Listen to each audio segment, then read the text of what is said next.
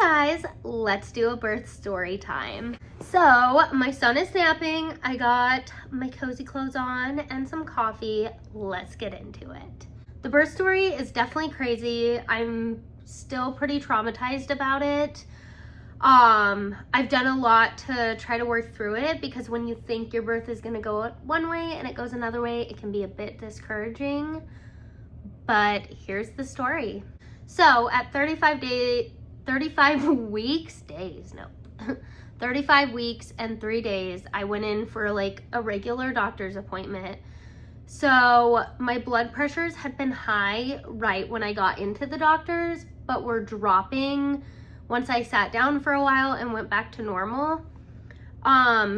They were confused about it and said it could possibly be preeclampsia. It wasn't preeclampsia. I have a heart issue. They didn't know about any heart issue at that point, so they were confused as to why it was only high when I was getting in and then dropping very low.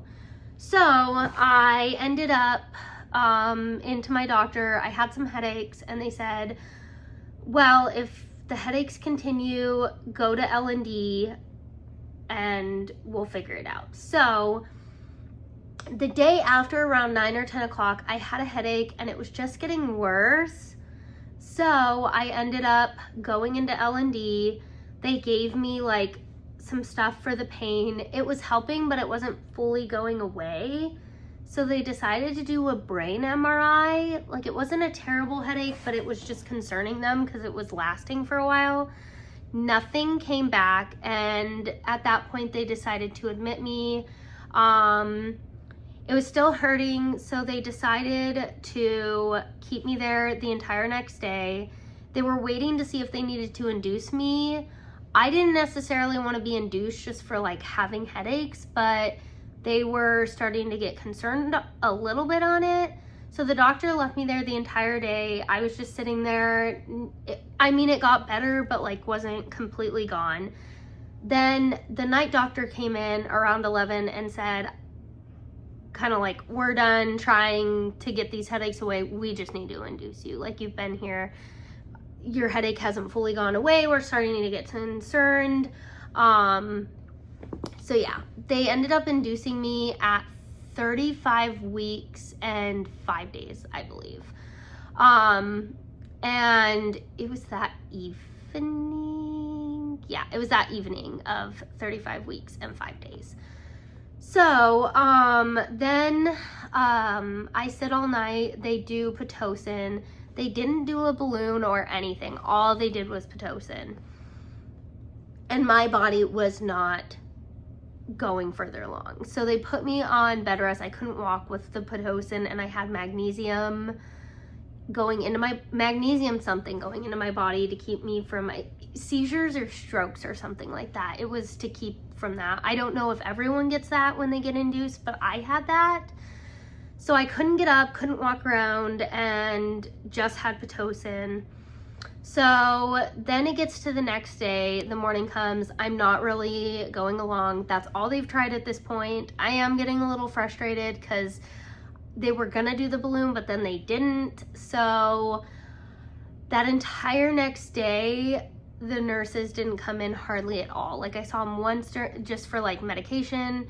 Like, at one point I pressed the nurse's button multiple times. They didn't come.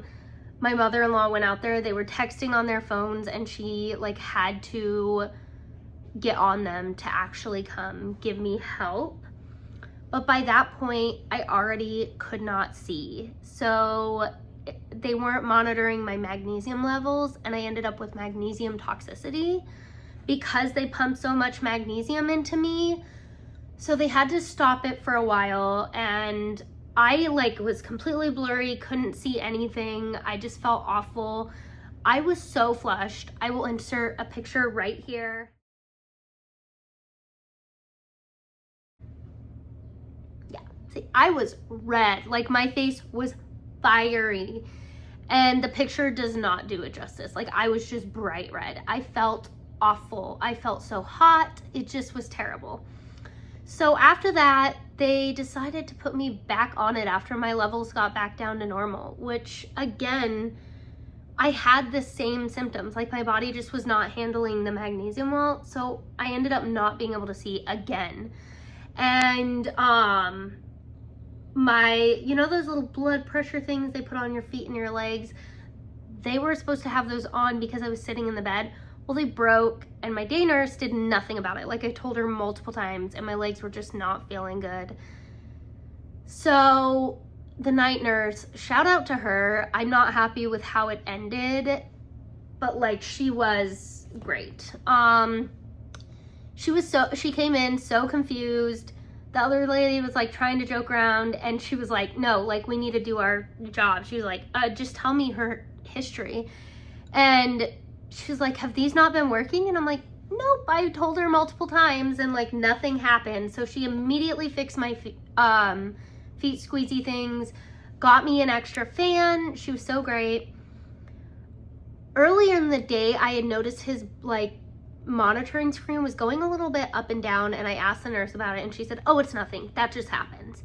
Well, this lady came in and she's like, has this been doing this for a while? And I was like, yeah, it has. And she was like, well, let me go talk to the doctor, let's like flip you into another position. So I lay on my side. It's still kind of going up and down quite a bit, his numbers.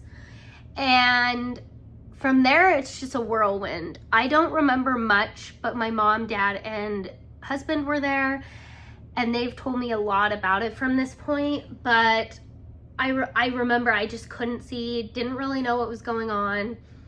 The doctor comes in, looks at my thing, looks at me, and my parents are out getting coffee at that point. And like, me and my husband are sitting there, and the doctor comes in and says, his numbers are not looking good. You're looking really bad. At this point, my numbers were not good. And she said, at this point, we need to do an urgency section.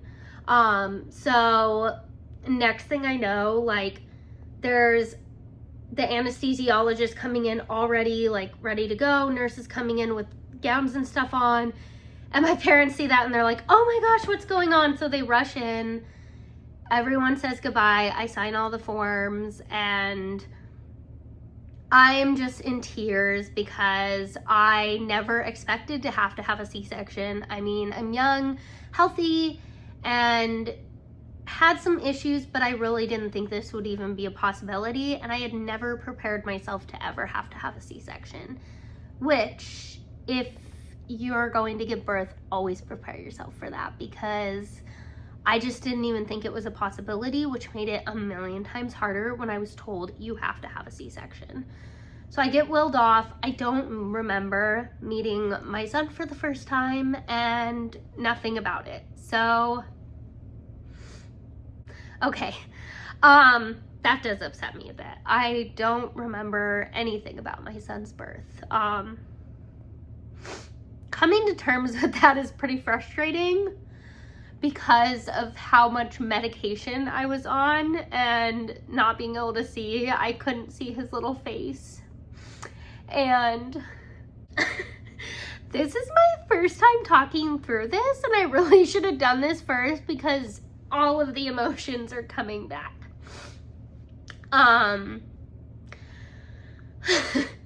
This is like my first time really going through this out loud.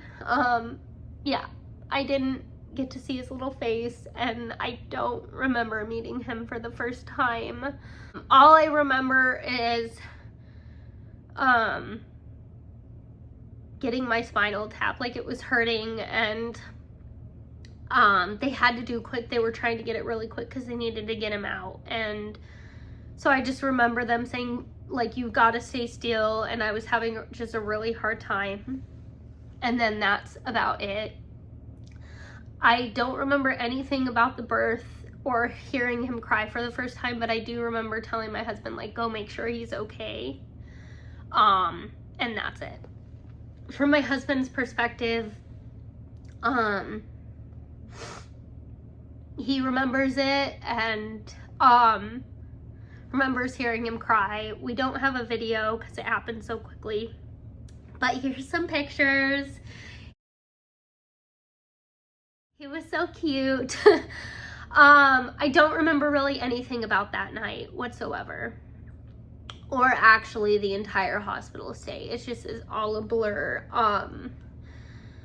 That next day I woke up to my parents walking in, and everyone got to meet him, and it just was great. Another thing is stand up for yourself, advocate for yourself, because if I was to go through this again, I would advocate for a balloon and more help moving along with induction, and I don't think I would have necessarily agreed to induce just because of a headache if they didn't think it was 100% necessary. You live and you learn. Next time I'm going to be a lot more like on it. But yeah, I don't love the hospital. It wasn't a great situation. He lost some weight after being born, so they kind of pushed into the formula, and I didn't love that. But I've kind of worked my way through the birth story. A week after we got home from the hospital, a week after he was born, he ended up in the hospital almost dying. And that's another story. This story is the first one I posted on this channel. That one was also crazy, but through all this, it's definitely a lot of trauma. I've worked through it a lot, but also I'm just so excited. Like, I'm not ready to have another baby right now, but my heart is so excited to be able to have that experience and hopefully get that. But also, I am so traumatized and terrified to have another kid because of this. I told my husband having this happen with my first kid kind of almost ruined having kids for me. Like, I always wanted quite a few kids. I've wanted some more kids, like one. And my husband, after this, I told my husband, I don't think I ever want a kid again. And I felt that way for a while because it was awful, like terrible. So I've worked through that, and now I'm getting excited to possibly being pregnant again sometime in the future, but I am more than terrified. Terrified. So yeah, that's my traumatic birth story. Was there anything traumatic that happened in yours? Please leave a like, comment, and please subscribe. Thank you for watching this. Have a great day.